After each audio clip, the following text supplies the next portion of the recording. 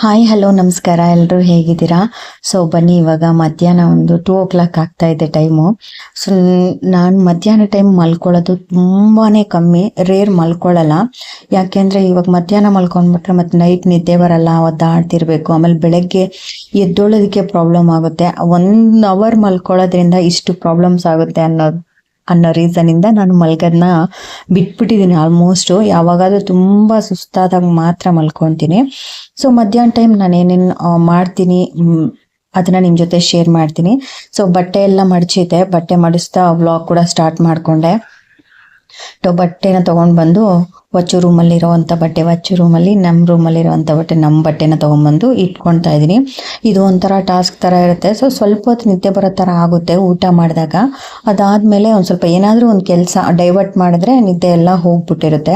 So ಸ್ವಲ್ಪ ಹೊತ್ತು ನಿದ್ದೆ ಮಾಡೋಣ ಅಂತ ಮಲ್ಕೊಂಡ್ರೆ ಫೋನ್ ನೋಡಿಕೊಂಡು ಟೈಮ್ ಇಡೀ ವೇಸ್ಟ್ ಆಗುತ್ತೆ ಗೈಸ್. ನಿಜವಾಗ್ಲೂ ನೀವು ಇದನ್ನು ಏನಂತೀರಾ ನನಗೆ ಗೊತ್ತಿಲ್ಲ. ನನ್ನ ಪ್ರಕಾರ ಅದೇ 1 ನಿಮಿಷ ನೋಡೋಣ ಅಂತ ಅಂದ್ಬಿಟ್ಟು ಮೊಬೈಲ್ ಎತ್ಕೊಂಡ್ರೆ ಗಂಟೆಗಟ್ಟಲೆ ನೋಡಿರ್ತೀವಿ, ನಮ್ಗೆ ಗೊತ್ತೇ ಆಗಲ್ಲ. ಸೊ ಅದರಿಂದ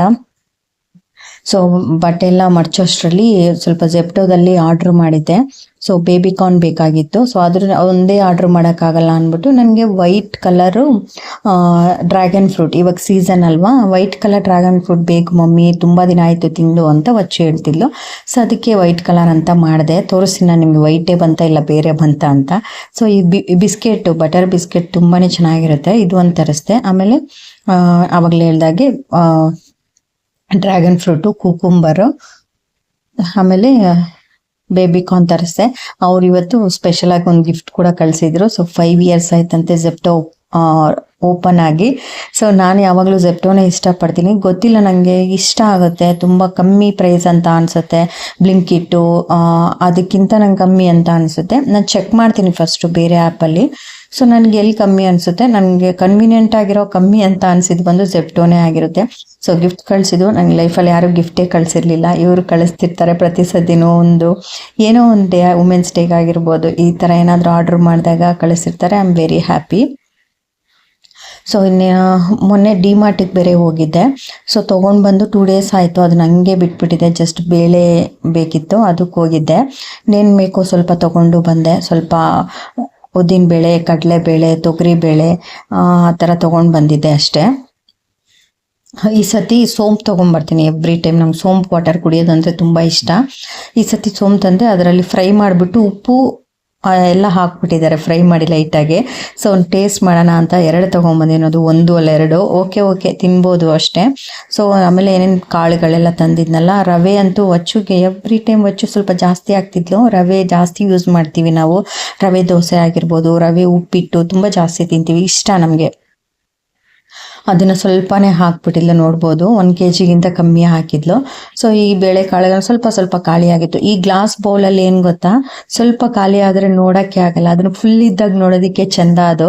ಸೊ ಅದಕ್ಕೆ ನಾನು ಸ್ವಲ್ಪ ಖಾಲಿ ಆದಾಗೆಲ್ಲ, ನನಗೆ ಇಂಟ್ರೆಸ್ಟ್ ಬಂದಾಗೆಲ್ಲ ಅದನ್ನೆಲ್ಲ ಫಿಲ್ ಮಾಡಿ ಇಟ್ಕೊಳ್ತಾ ಇರ್ತೀನಿ. ಅವಾಗ ನೋಡೋದಕ್ಕೂ ಚೆನ್ನಾಗಿರುತ್ತೆ. ಸೊ ಇವಾಗ ಸೋಂಪು ಯೆಲ್ಲೋ ಕಲರ್ ಇದೆ, ಸ್ವಲ್ಪ ಫ್ರೈ ಮಾಡಿಬಿಟ್ಟು ಸಾಲ್ಟ್ ಹಾಕಿದ್ದಾರೆ ಅಂತ ಅನಿಸುತ್ತೆ. ಟೇಸ್ಟ್ ಚೆನ್ನಾಗಿತ್ತು. ಓಕೆ, ಇದನ್ನು ಕೂಡ ಪೌಡರ್ ಮಾಡಿ ಇಟ್ಕೊಂಡು ವಾಟರಲ್ಲಿ ಮಿಕ್ಸ್ ಮಾಡ್ಕೊಂಡು ಕುಡಿದ್ರೆ ತುಂಬ ಟೇಸ್ಟಿಯಾಗಿರುತ್ತೆ. ನಾನು ಮೇಯ್ನ್ ಹೋಗಿ ಬಂದ್ಬಿಟ್ಟು ಜೀರಿಗೆ ಖಾಲಿ ಆಗಿತ್ತು, ಯಾಕಂದರೆ ಜೀರಿಗೆ ವಾಟರ್ ಕುಡಿತಾ ಇರ್ತೀವಿ, ಗಂಗಾವ್ರು ಆಗಿರ್ಬೋದು ನಾನು. ಸೊ ಅದಕ್ಕೆ ಖಾಲಿ ಆಗಿತ್ತು. ಅಲ್ಲಿ ಹೋಗ್ತಂದ್ರೆ ಬಲ್ಕಲ್ಲಿ ತಂದಂಗೆ ಆಗುತ್ತೆ ಅಂತಂದ್ಬಿಟ್ಟು ಅಲ್ಲಿಗೆ ಹೋದ್ರೆ ಮಿಕ್ಕಿದೆಲ್ಲನೂ ಕೂಡ ಸ್ವಲ್ಪ ಖಾಲಿ ಆಗಿತ್ತಲ್ಲ, ಅದನ್ನು ಕೂಡ ತೊಗೊಂಡು ಬಂದೆ. ಇವತ್ತು ನಿದ್ದೆ ಮಾಡೋ ಟೈಮಲ್ಲೆಲ್ಲ ನಾನು ಈ ರೀತಿ ಏನಾದರೂ ಒಂದು ಸಾರು ಮಾಡಿ ಇಟ್ಕೊಂಡು ಬಿಡ್ತೀನಿ. ಯಾಕಂದರೆ ವಚ್ಚುಗೆ ಇವಾಗ ಟ್ಯೂಷನ್ಗೆ ಬೇರೆ ಹಾಕಿಲ್ಲ, ನಾನೇ ಓದಿಸ್ತಾ ಇರೋದ್ರಿಂದ. ಸೊ ಒಂದು 5 o'clock 8 o'clock ಅವಳಿಗೆ ಡೆಡಿಕೇಶನ್ ಟೈಮ್ ಕೊಡಲೇಬೇಕು. ಅದರಿಂದ ಇವತ್ತು ಮಧ್ಯಾಹ್ನ ಟೈಮ್ ಆಲ್ಮೋಸ್ಟ್ ಗಂಗಾವ್ರ ಊಟಕ್ಕಿದ್ರೆ ಮಧ್ಯಾಹ್ನ ಟೈಮ್ ಊಟ ಮಾಡ್ತೀನಿ. ಇಲ್ಲ ಅಂತಂದ್ರೂ ಕೂಡ ಈ ರೀತಿ ಸಾರು ಏನಾದರೂ ಮಾಡಿ ಇಟ್ಕೊಂಡು ಬಿಡ್ತೀನಿ, ನನಗೆ ನೈಟ್ಗೆ ಈಸಿ ಆಗುತ್ತೆ. ಸೊ ಪಾಲಕ್ ಜಾಸ್ತಿ ಇತ್ತು, ನಾನು ಎವ್ರಿ ಟೈಮ್ ತಂದಿಟ್ಕೊಂಡಿರ್ತೀನಿ ಪಾಲಕ್ ಪನ್ನೀರು, ಪಾಲಕ್ ಕಿಚಡಿ ಆ ಥರ ಮಾಡೋದಕ್ಕೆ.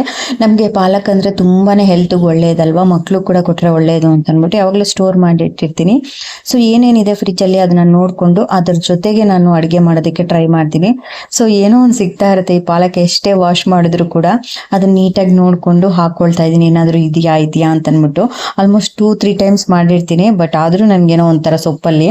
ಸೊ ಇದ್ರ ಜೊತೆಗೇನೆ ಸ್ವಲ್ಪ ಶುಂಠಿ ಬೆಳ್ಳುಳ್ಳಿ ಅದನ್ನು ಕೂಡ ಹಾಕ್ಬಿಟ್ಟು ಚೆನ್ನಾಗಿ ಕುದಿಸ್ಕೊತೀನಿ. ಒಂದು ಸ್ವಲ್ಪ ಹಸಿ ಸ್ಮೆಲ್ ಹೋಗೋವರೆಗೂ ಕುದಿಸ್ಕೊಳ್ಬೇಕು. ಸೊ ನೆಕ್ಸ್ಟ್ ಇದಕ್ಕೆ ಬೇಬಿಕಾರ್ನ್ ಏನಿದೆ ಅದನ್ನ ಚಿಕ್ಕದಾಗಿ ಚಾಪ್ ಮಾಡ್ಕೊಳ್ತಾ ಇದ್ದೀನಿ. ಬೇಬಿಕಾರ್ನ್ ನನಗೇನು ಅಷ್ಟೊಂದು ಇಷ್ಟ ಆಗಲ್ಲ, ಬಟ್ ಓಕೆ ಒನ್ ಟೈಮ್ ತಿನ್ಬೋದು ಅಂದ್ರೆ ತಿನ್ಬೋದು. ಇದೇನಿದ್ರು ಒಂದು ಸ್ವಲ್ಪ ಏನಂತಾರೆ ಬೇಬಿ ಕಾರ್ನ್ ಮಂಚೂರಿಯನ್ ಆ ಥರ ಮಾಡಿದಾಗ ಚೆನ್ನಾಗಿರುತ್ತೆ. ಈ ಥರ ಗ್ರೇವೀಸ್ಗೆಲ್ಲ ಅಷ್ಟು ಚೆನ್ನಾಗಿರಲ್ಲ. ಆಮೇಲೆ ಪಲಾವಲ್ಲಿ ಹಾಕ್ಕೋಬೋದು, ಚೆನ್ನಾಗಿರುತ್ತೆ. ಫ್ರೈಡ್ ರೈಸಲ್ಲಿ ಹಾಕ್ಕೊಳ್ಬೋದು. ಸಣ್ಣಗೆ ಹಚ್ಚಿಬಿಟ್ಟು ಅಂದರೆ ಫ್ರೈ ಮಾಡಬೇಕಾದ್ರೆ ನೀಟಾಗಿ ಚೆನ್ನಾಗಿ ಫ್ರೈ ಮಾಡಬೇಕು, ಹಸಿ ಸ್ಮೆಲ್ ಹೋಗೋವರೆಗೂ. ಇಲ್ಲ ಅಂದರೆ ಹಸಿ ಸ್ಮೆಲ್ ಬಂದಾಗ ನೆಕ್ಸ್ಟ್ ಟೈಮ್ ನಮ್ಗೆ ತಿನ್ನಬೇಕು ಅಂತ ಇಂಟ್ರೆಸ್ಟ್ ಬರೋದಿಲ್ಲ. ಇಲ್ಲಿ ಸಣ್ಣದಾಗಿ ಕಟ್ ಮಾಡ್ಕೊಂಡಿದ್ದೀನಿ, ಸ್ವಲ್ಪ ಕಮ್ಮಿನೇ ಬಂತು. ಸೊ ಇದನ್ನು ಇನ್ನೊಂದು ಮರ್ತೋದೆ ಹಾಕೋದನ್ನ, ಕರಿಬೇವಿನ ಸೊಪ್ಪು ಮತ್ತು ಹಸಿಮೆಣಸಿನ್ಕಾಯಿ ಹಾಕಬೇಕಾಗಿತ್ತು ಪಾಲಕ್ ಜೊತೆಗೆ. ಸೊ ಅದನ್ನು ಹಾಕೋದು ಮರ್ತೋದೆ. ಸೊ ಇವಾಗ ನೆನಪಾಯಿತು, ಇದನ್ನು ಕೂಡ ಹಾಕ್ಕೊಳ್ತಾ ಇದ್ದೀನಿ. ಮತ್ತು ನಾನು ಇದಕ್ಕೆ ಜಾಸ್ತಿ ಏನು ಖಾರ ಎಲ್ಲ ಯೂಸ್ ಮಾಡೋಕ್ಕೆ ಹೋಗಲ್ಲ, ಸ್ವಲ್ಪ ಮೈಲ್ಡಾಗಿ ಇಟ್ಟಿರ್ತೀನಿ. ಯಾಕಂದರೆ ನೈಟ್ ಟೈಮೆಲ್ಲ ಜಾಸ್ತಿ ಖಾರ ಬೇಡ ಅಂತ ಅಂದ್ಬಿಟ್ಟು. ಬೇಕು ಅಂತಾನೆ ನೀವು ಇದ್ರ ಜೊತೆಗೆ ಸ್ವಲ್ಪ ಖಾರದ ಪುಡಿ ಹಾಕೊಳ್ಳೋ ಕಲರ್ ಚೇಂಜ್ ಆಗುತ್ತೆ, ಅದರಿಂದ ನಾನು ಖಾರದ ಪುಡಿನ ಯೂಸ್ ಮಾಡೋಕ್ಕೆ ಹೋಗಲ್ಲ. ಬೇಕು ಅಂದರೆ ಹಾಕ್ಕೊಳ್ಬೋದು, ನೋ ಪ್ರಾಬ್ಲಮ್. ಈಗ ಇದು ಮನೆಯಲ್ಲೇ ಮಾಡಿರೋಂಥ ಪನ್ನೀರ್ ಸ್ವಲ್ಪನೇ ಇತ್ತಲ್ಲ, ಅದ್ರ ಜೊತೆಗೆ ನಾನು ಬೇಬಿಕಾರ್ನ್ ತರಿಸಿದ್ದು ಅಷ್ಟೇ. ಸೊ ಎಲ್ಲಾನು ಕೂಡ ಖಾಲಿ ಮಾಡಿಬಿಡ್ತೀನಿ. ಖಾಲಿ ಆದಾಗ ಮತ್ತೆ ಪನ್ನೀರ್ನ ಮಾಡಿ ಸ್ಟೋರ್ ಮಾಡಿ ಇಟ್ಕೊತೀನಿ.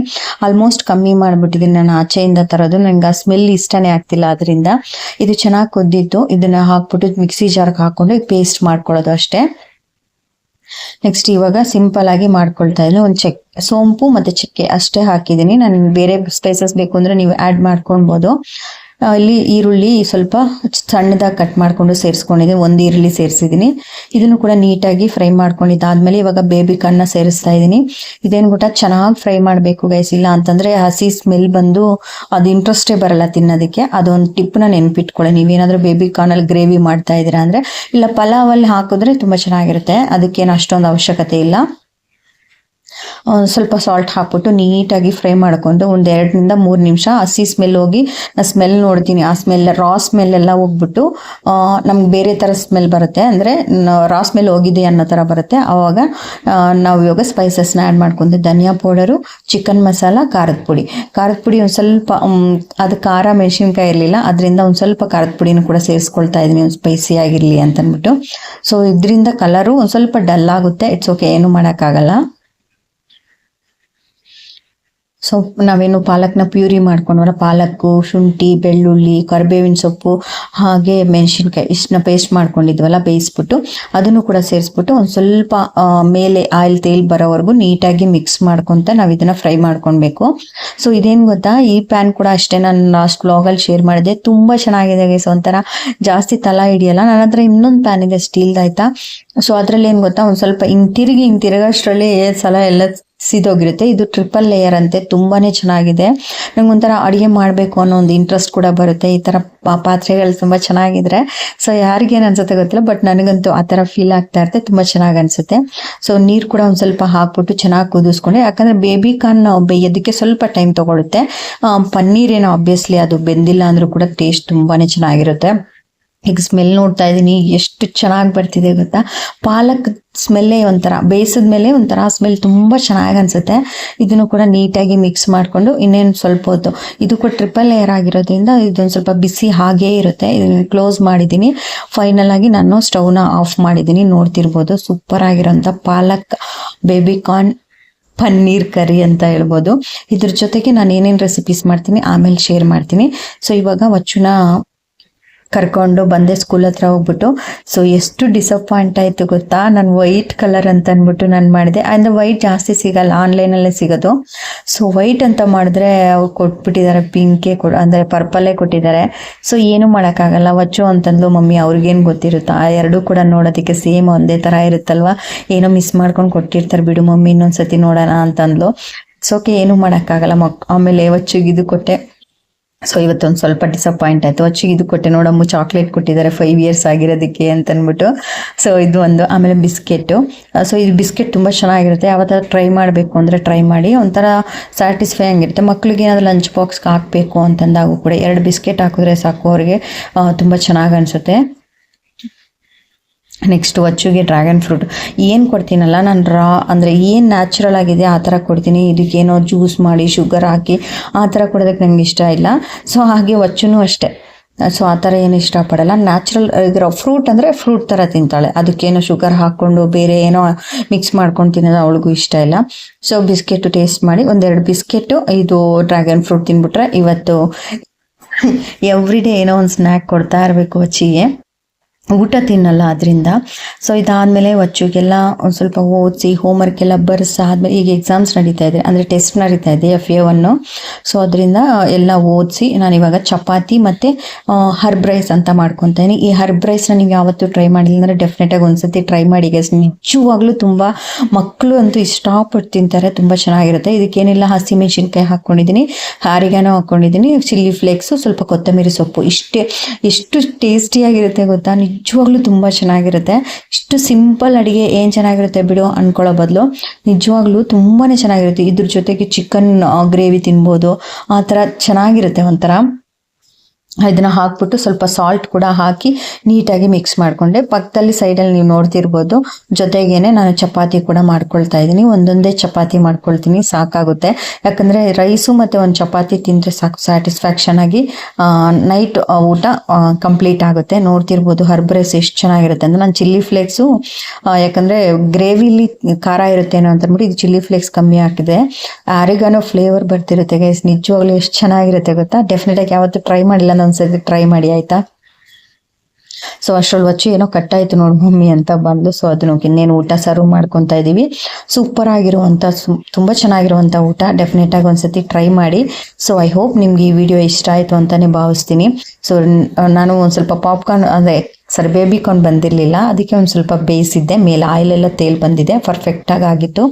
ಸೊ ನೋಡ್ತಿರ್ಬೋದು ಸೂಪರ್ ಆಗಿರುವಂಥ ಊಟ ಇವತ್ತಿನ ಡಿನ್ನರ್ಗೆ. ಮಧ್ಯಾಹ್ನ ಮಾಡಿರೋದ್ರಿಂದ ಒಂದು ಸ್ವಲ್ಪ ಸ್ಟ್ರೆಸ್ ಕಮ್ಮಿ ಆಗುತ್ತೆ, ಆರಾಮ್ ಅನಿಸುತ್ತೆ. ಐ ಹೋಪ್ ಈ ವಿಡಿಯೋ ಇಷ್ಟ ಆಯಿತು ಅಂತಲೇ ಭಾವಿಸ್ತೀನಿ ಗೈಸ್. ಮತ್ತು ಸಿಂಪಲ್ ರೆಸಿಪೀಸ್ ಜೊತೆ ಮತ್ತೆ ಸಿಗ್ತೀನಿ. ಅಲ್ಲಿವರೆಗೂ take care, bye. Thank you so much for watching.